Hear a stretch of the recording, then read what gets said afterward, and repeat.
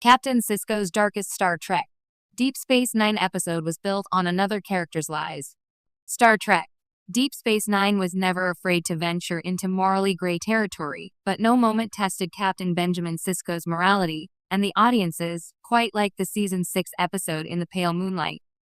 Widely regarded as one of the franchise's most daring stories, it portrays Sisko making an impossible choice to protect the Alpha Quadrant. But here's the twist. Sisko's most consequential act wasn't his alone. The entire operation hinged on a web of deception carefully spun by another character, Garak. Without his lies, Sisko's darkest moment might never have happened. The weight of the Dominion War. By the time In the Pale Moonlight takes place, Starfleet and the Klingon Empire are losing the war against the Dominion. Casualty lists grow longer by the week, and Sisko sees no clear path to victory.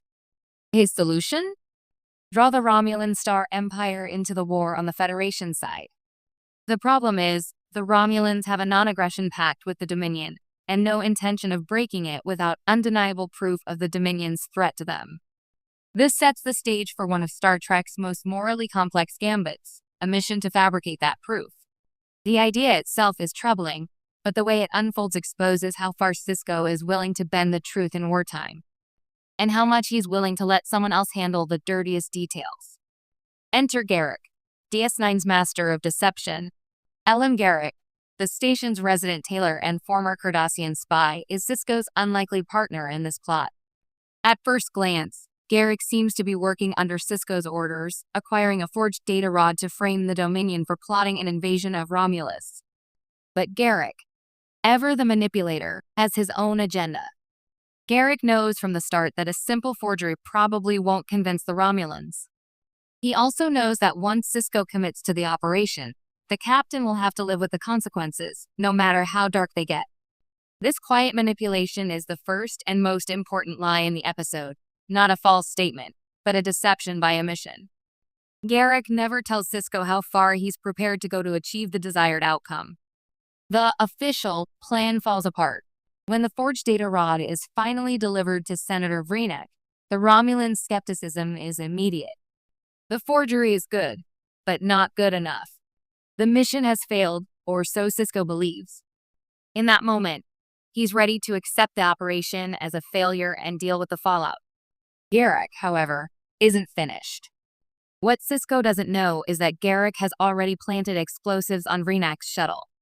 The destruction of the ship, combined with the conveniently damaged data rod recovered from the wreckage, provides the Romulan leadership with all the proof they need to declare war on the Dominion.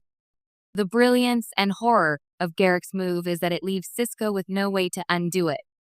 By the time he discovers the truth, Romulan forces are already mobilizing. The Alpha Quadrant's fortunes have changed for the better, but at the cost of one man's life and the captain's moral integrity.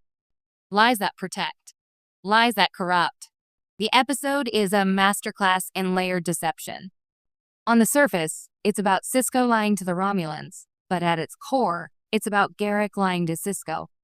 Garak shields the captain from the full scope of the plan until it's too late to object, ensuring that Sisko's hands are technically clean of the murder, even if his conscience will never be. Sisko's log at the end of the episode captures the tension perfectly. He admits to himself that he can live with what happened, but the very act of recording the events suggests otherwise. The lie that wins the war also fractures his self-image as a Starfleet officer. Why, this was Sisko's darkest hour. Starfleet captains are often portrayed as paragons of virtue, but In the Pale Moonlight turns that idea on its head.